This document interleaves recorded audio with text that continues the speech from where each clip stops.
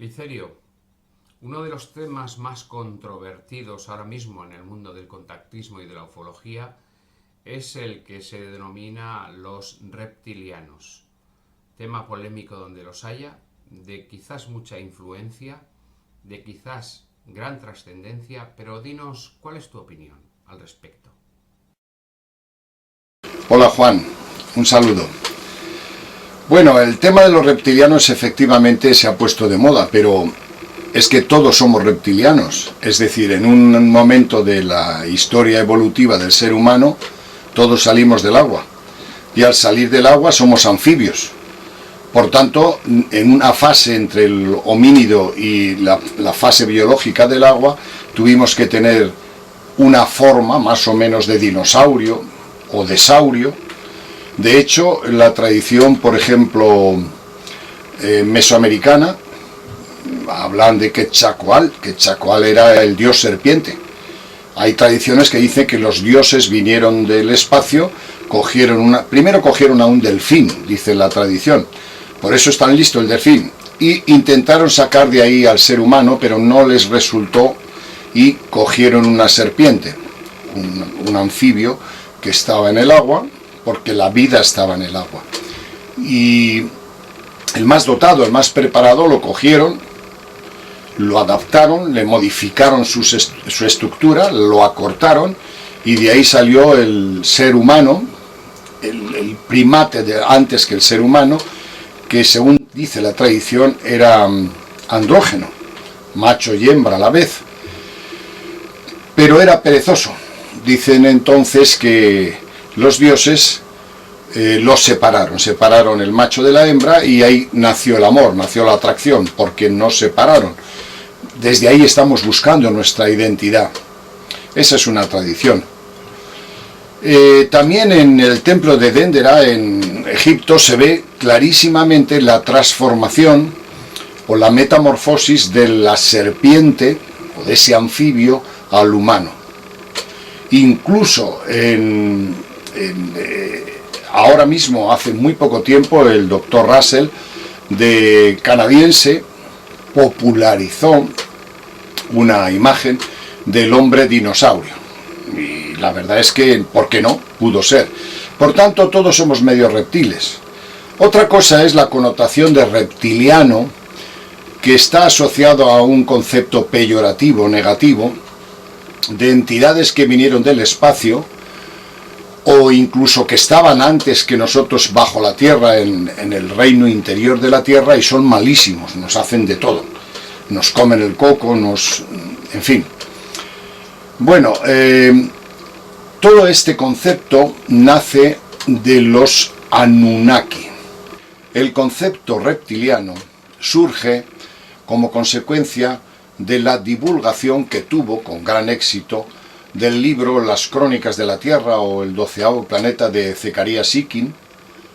Este hombre cuenta cómo un planeta que tiene una orbitación enorme de miles de años, 6.000 y pico años, 6.666 años según el número de la bestia, vino a la Tierra, chocó o colisionó con la Tierra, se creó un cinturón de asteroides, es toda una epopeya, y de ahí surgieron unos dioses, Anu, Enki, Enlil, hay una serie de nombres, y vinieron aquí a coger oro. ¿Por qué?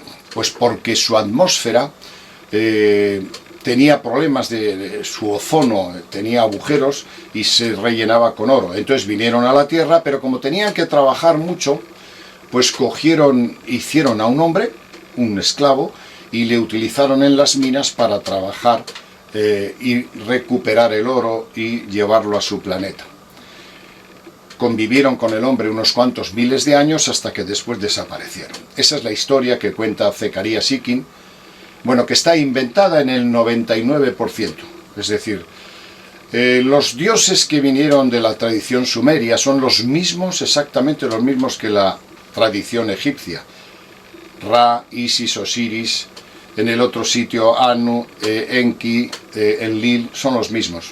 Estaban geográficamente en el mismo sitio y sus actuaciones son idénticas. Manetón habla de dioses, una generación de dioses que vinieron del espacio que gobernaron miles de años, y lo mismo los sumerios hablan de dioses que vivían 10.000 años, 12.000 años. Luego vinieron los semidioses que redujeron esta cifra de natalidad, y después ya vinieron la mezcla, los hombres. Según esa tradición, los Anunnaki hicieron al hombre, y por tanto son nuestros dioses, y lo hicieron con un fin, pues, de esclavitud. Ellos mostraban al hombre una figura más o menos armoniosa y les prohibieron que le representaran como eran, que eran reptiles. Esto es lo que se cuenta, lo que se dice, lo que cuenta de una u otra manera la información de las crónicas de la tierra de Sikkim. Bueno, pues no es cierto, sencillamente está casi todo inventado. Por otra parte, se utiliza mucho la figura de la Biblia, y se dice que Yahvé, que fue uno de los Anunnaki, debía ser un dios terrible, que mandó matar hombres, mujeres, niños, etcétera, etcétera. Bueno, pues sigue siendo narraciones épicas.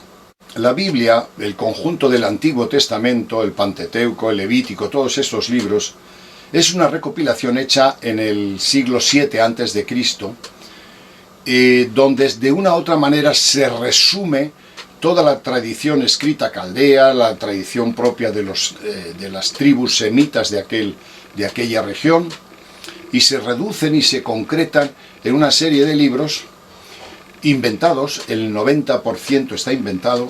El antropólogo Israel Finkelstein, de la Universidad de Tel Aviv, resulta de que ha puesto en evidencia, con pruebas fehacientes, que la Biblia es una recopilación amañada por Josías, un rey que estuvo en el siglo VII a.C., y está amañada, y dibuja en sus textos un Dios vengador, enorme, impresionante, Dios único, porque tiene una necesidad de enfrentarse a los dioses que estaban alrededor suyo, que eran los cananeos, que eran los hititas, que eran sobre todo los egipcios. De ahí que el Dios que dibuja Josías es un Dios terrible. Bueno, pues eso es todo inventado, no es así. Ni los seres que vinieron del espacio eran reptiles, tampoco es así, ni eran tan malos como se dice. De hecho, efectivamente nos crearon, según la tradición, por ejemplo, egipcia, nos creó Ra, el dios del sol. Era un biólogo, asistido por Isis, Osiris, Ra, lo mismo que en el otro sitio Anu, Enlil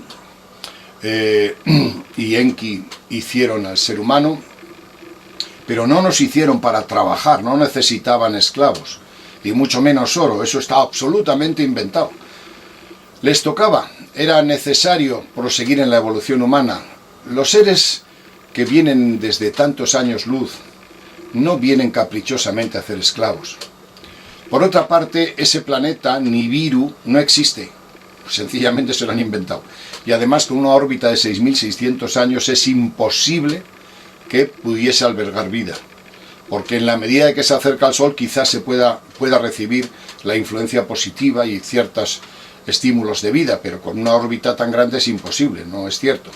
Es decir, que hay que tener mucho cuidado cuando se utiliza la Biblia como texto documental, y hay que tener mucho cuidado cuando se utilizan los textos caldeos, más concretamente los sumerios, porque están inventados, están adulterados. En primer lugar, por Josías, que es el que tiene la necesidad de crear un dios vengador, más fuerte que los otros dioses que están en su entorno, y son narraciones épicas, supersaturadas de utopía.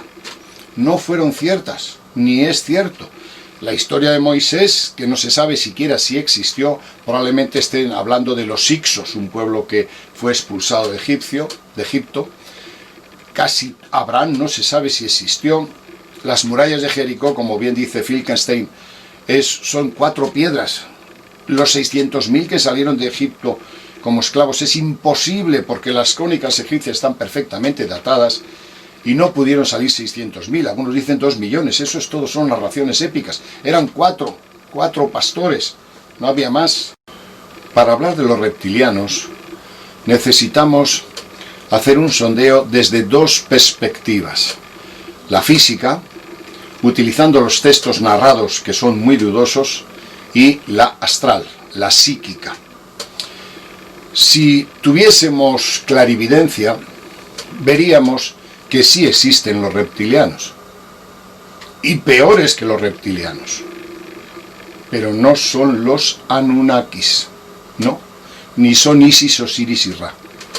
Son entidades bajas, interdimensionales, que las tradiciones culturales de todos los pueblos los dibujan con rabo, con cuernos diabólicos, pero sí existen, existen. Son entidades que pertenecen a la noche, que pertenecen al plano bajo, que tienen una influencia tremenda sobre el ser humano, pero son astrales, son entidades de una dimensión distinta que la del ser humano, y si te encuentras con ello lo pasas mal. Pero no son los Anunnaki, los reptilianos no son los Anunnaki, ni tienen que ver nada con los Anunnaki, ni tienen que ver nada ni siquiera con los grises, que son los que están de moda también. Fijaros, hasta el año 1985, los sondeos que se hacen, lo que se cuenta, lo que se escribe en las abducciones, en el 90% son casi todas de grises. Seres que vienen de una constelación que se llama Zeta Reticuli, por ahí arriba.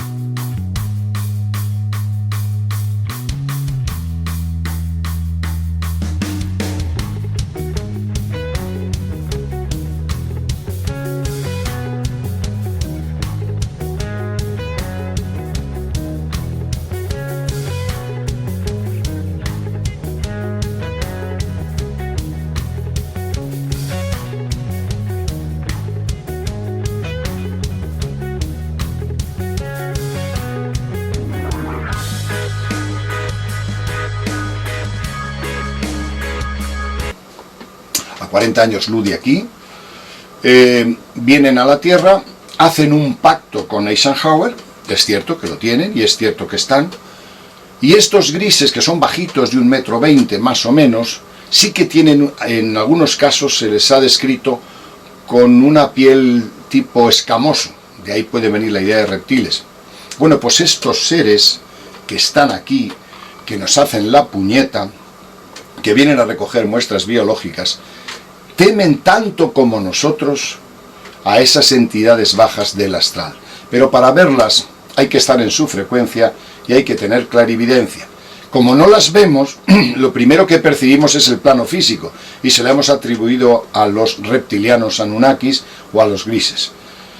Ciertamente, los grises no son muy recomendables. Se pactó en 1954 con Eisenhower, todo el mundo conoce la historia, y en la base de Nevada existe realmente seres de 1,20 m, hay unos más altos, unos altos blancos, otros grises, etc. Hicieron un pacto con las autoridades americanas por la cual ellos entregaban tecnología a cambio de que los americanos les dejaran, digamos, utilizar nuestro planeta como soporte genético para sus experimentos. Normalmente los seres que nos visitan, los grises, casi toda su civilización, que hay varios tipos, unos más agresivos o no, son clonados. Han perdido la capacidad de procrearse. Entonces necesitan un soporte biológico que es el nuestro. La mayoría de la estadística de los que se ven en ese momento de abducciones y presencias extraterrestres en los años 80 e incluso antes, son de nórdicos, seres bellos, seres con ojos angelicales, etc. Y estos seres tienen a su vez unos robots biológicos que son también parecidos a los grises, son cabeza grande, ojos muy grandes, etcétera, etcétera. Bien, un 10%, incluso menos, porque hay casos como el de Zanfretta, que cuenta su rapto por una serie de entidades y deja mucho que desear, un 10% podrían considerarse de tipo reptiliano. Eso en los años 80, ahora es al revés. Ahora el 90% son reptilianos porque se ha puesto de moda y los nórdicos se han ido por ahí o los guapitos se han ido por ahí. Todo es folclore, no es cierto. Los Anunnaki eran seres de una altísima evolución que no venían a por oro, ni venían a comernos el coco. Además hay una cosa que se llama en psicología, estudiamos en psicología la frustración. ¿Qué es la frustración? Pues fijaros, vamos a coger los grises del Área 51 de Nevada. Vienen y raptan humanos, raptan animales, nos sacan órganos, nos sacan óvulos a las mujeres, incluso esperma.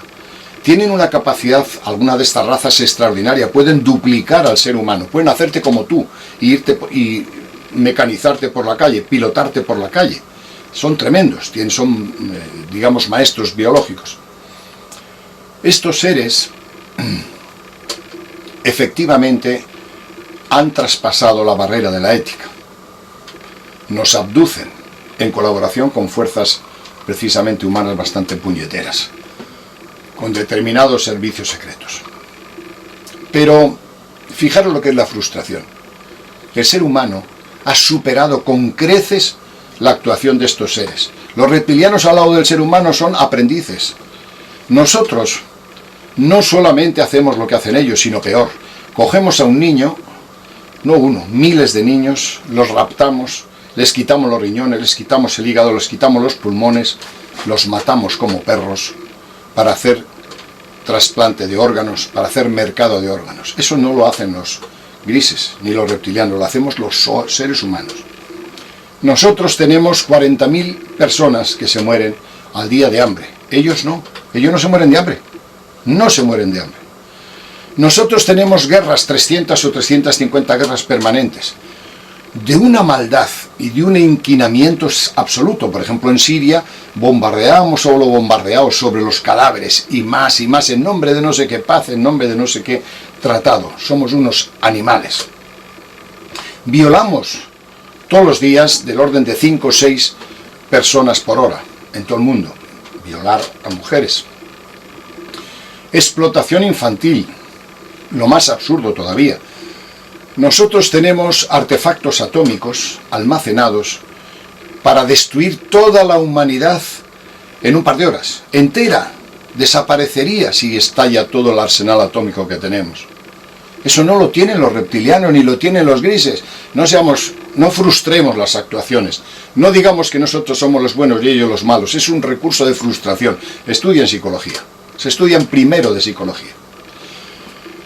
Fijaros, ellos pueden ser muy malos, pero se preservan, no se matan entre ellos. Nosotros nos matamos. Ellos pueden ser muy malos, pero no destrozan su hábitat. No son tontos, saben que si destrozan el hábitat no pueden vivir. Nosotros destrozamos nuestro hábitat, lo destruimos, nos aniquilamos, ni tenemos espíritu de raza, ni tenemos espíritu de conservación. Por tanto, ¿qué sentido tiene echar la culpa a los reptilianos? Es un recurso psicológico de frustración que les viene muy bien a estas entidades porque así actúan a sus anchas. Pero casi todo es folclore. Lo de los reptilianos es un folclore. David Icke ha puesto de moda el concepto reptiliano. Y este dice que estos seres, que vienen de allí, de los Anunnaki, influencian la mente de los poderosos. Se mete con la reina de Inglaterra y se mete con, bueno, ahora estará de moda Trump y otros tantos, una élite del mundo, les comen el coco por la noche y les actúan sobre el ser humano. Eso es folclore. Eso es una barbaridad. No tiene ni pies ni cabeza. Si ustedes van de una u otra manera a estar con esa élite de poderosos, y yo les puedo decir que está con unos cuantos, son seres humanos. Eso de que se quitan las pieles por la noche y aparece el reptiliano, eso es folclore, que nos viene muy bien a una serie de intereses para que estemos distraídos, proyectando el mal sobre lo que no conocemos o lo que no entendemos, cuando en realidad el mal está en nosotros. Antes he dicho que necesitábamos tener una visión psíquica. Yo voy a hablar de la visión psíquica, de lo que no hablan los demás. Primero, los reptilianos, y peores que los reptilianos, existen y están en el plano astral.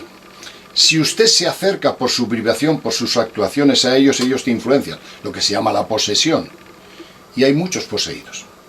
En 1999, nuestro Consejo de Visiones, ¿qué es el Consejo de Visiones? El Consejo de Visiones son una serie de señores psíquicos, que los tenemos repartidos por todo el mundo.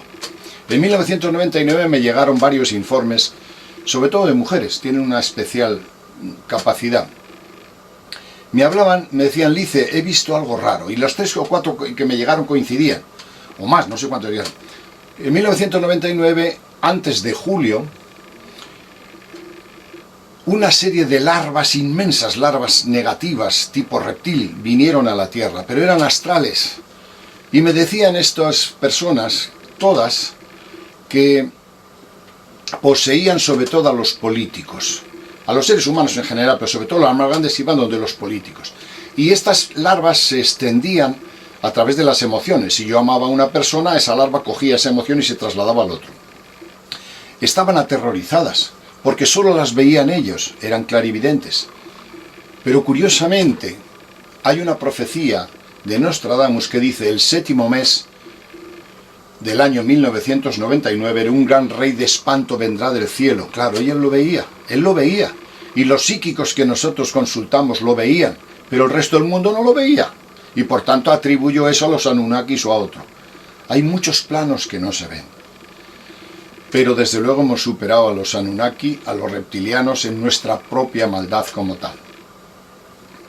Otra cosa que es interesante es que por encima de la voluntad de estos supuestos reptilianos que comen el coco a la gente, a la familia real inglesa, que son gente normal, al presidente Obama, que le sacan al Papa, todo el mundo se mete con el Papa. Bueno, todos los cambios vienen determinados no por la voluntad de estos malignos, sino por la ley del universo. Ahora mismo hemos asistido a fenómenos extraordinarios. En el 2012, que la Tierra se pone en lo que se llama el centro galáctico, se están produciendo una serie de hechos que la gente no repara en ellos. Y eso sí que son cambios. Los reptilianos no cambian nada. Los que comen el coco no cambian nada, sino los hechos cósmicos que corresponden de acuerdo a un calendario infalible. En el 2012, en el Sol, aparecen figuras, naves, bolas, energías, e intervienen en nosotros.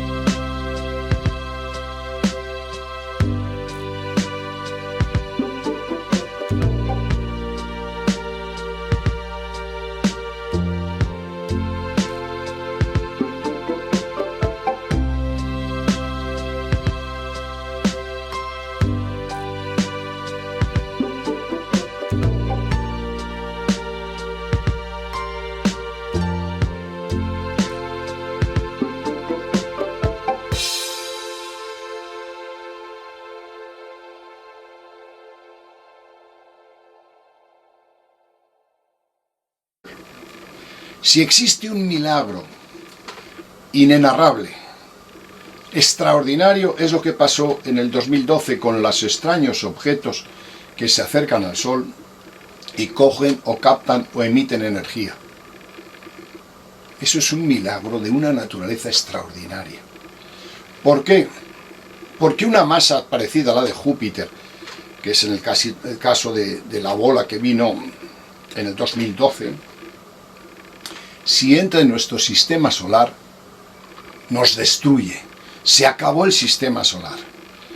Si las astronaves o las figuras que aparecen en el Sol, en esa fecha, en el 2012, cuando corresponde, de acuerdo a la ley del universo, penetran en la Tierra, se destruiría el sistema solar por la ley de acción de masas, por las leyes de Kepler. Es imposible, eso es un milagro inaudito. Bueno, pues ese milagro que teníamos que analizarlo, investigarlo, dar gracias a los dioses, porque nos han perdonado, seguimos con los Anunnakis, para desviar nuestra atención hacia y proyectar nuestra frustración de raza que no encuentra su destino, que no estamos actuando bien, sobre algo que no conocemos, los reptilianos. ¡Hala! Fíjense ustedes, hay hechos todavía más anecdóticos. Estos años atrás, muchos psíquicos, afortunadamente no tantos como los de, o sea, muchos más que los de 1999, que he citado antes, escuchaban una extraña melodía, como una trompeta. Curiosamente en el Apocalipsis habla al final de los tiempos de unas trompetas que suenan. Se llama Deham, el sonido de la campana.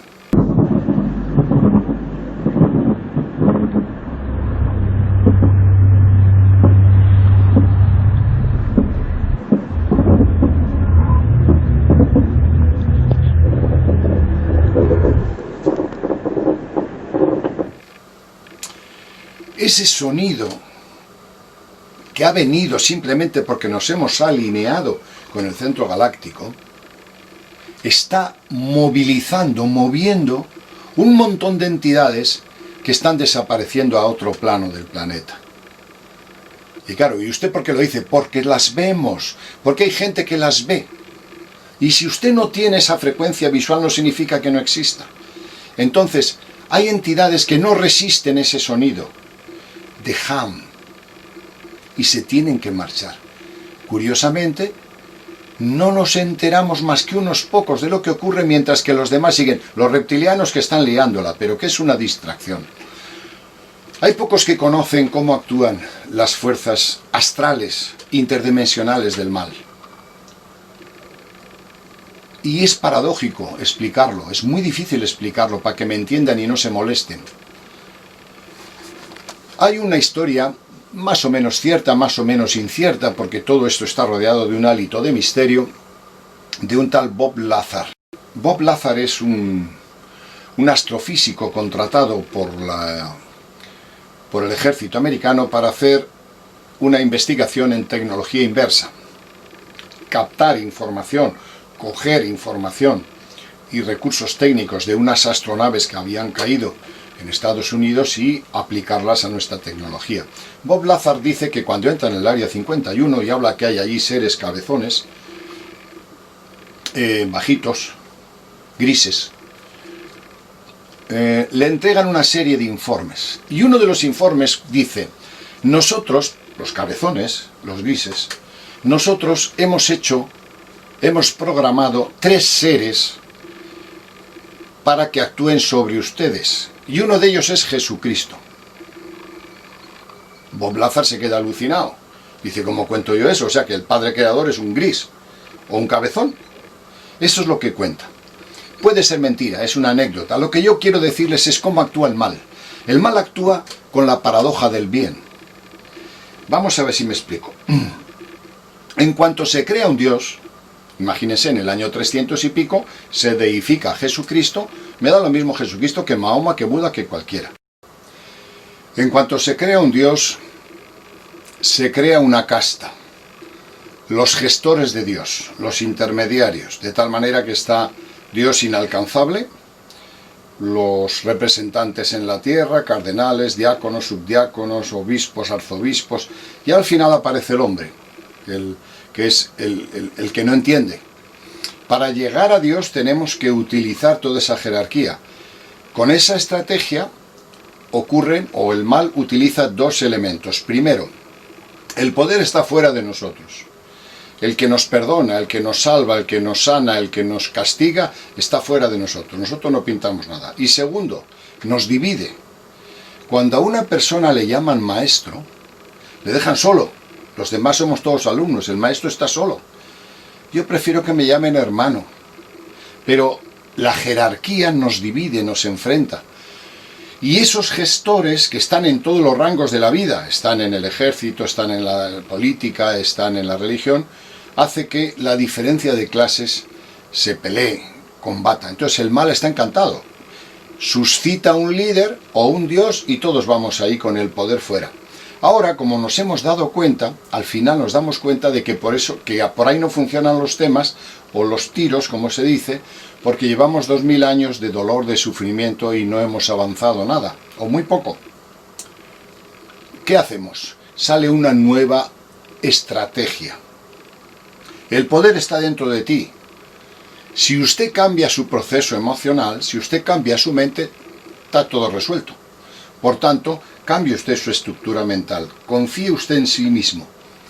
Lo que se consigue es una droga psicológica por el cual estoy solo. Yo solo lo puedo hacer. Ya no cuentan los demás, lo que importa es lo que yo hago.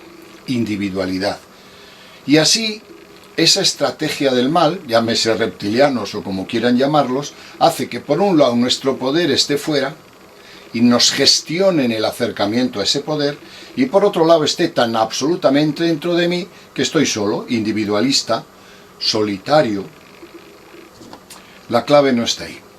Quizá tengamos que coger la película de Avatar. En Avatar, la científico coge un trocito del árbol y dice, demonio, si es que este árbol tiene millones y millones de neuronas y de conexiones neuronales superiores al hombre.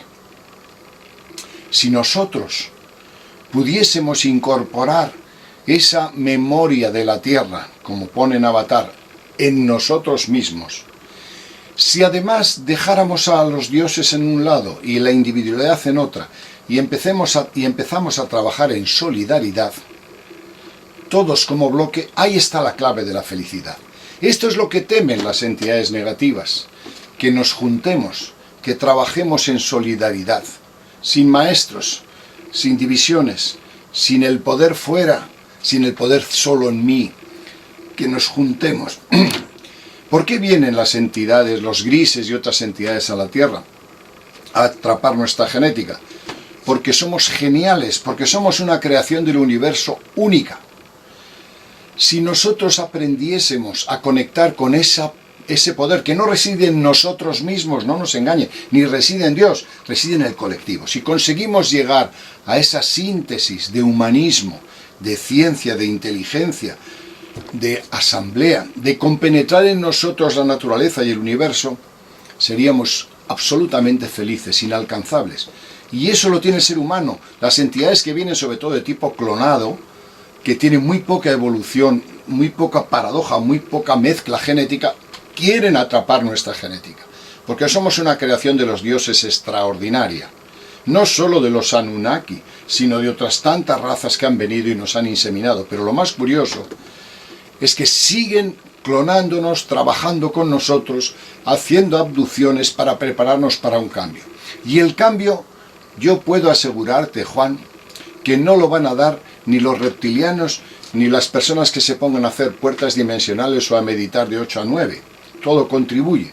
El cambio viene dictado por la ley universal.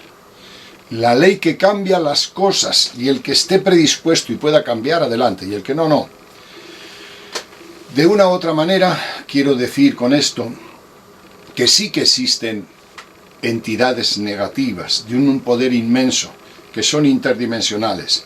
Y sí que es verdad que podemos acercarnos, bien individualmente, bien en colectivo, bien en raza, a esa influencia y nuestros actos convertirlos en mal. Pero que haya un mal sistemático, de un grupo de personas que estén bajo la tierra o arriba, que intenten comernos el coco, que no, que somos nosotros peores que ellos, que solamente hace falta analizar los hechos históricos. Se dice también que las castas, los Anunnaki entregaron a las castas dominantes, a los reyes, su genética, y que por tanto hay gente en la tierra que tiene esa genética. Eso no se resiste. El hecho histórico es que los reyes no permanecen en las mismas dinastías del principio. Lo intentaron al principio, pero después no. Por tanto, tampoco eso funciona. En fin, esta es una pequeña explicación de lo que quería decir, y es que no tengan miedo a los reptilianos, tengan miedo a sí mismos, tengan miedo a entidades que no tienen que ver nada con las entidades que vienen del espacio, y los cambios los va a dar la humanidad porque le toca hacerlos, porque la ley le obliga.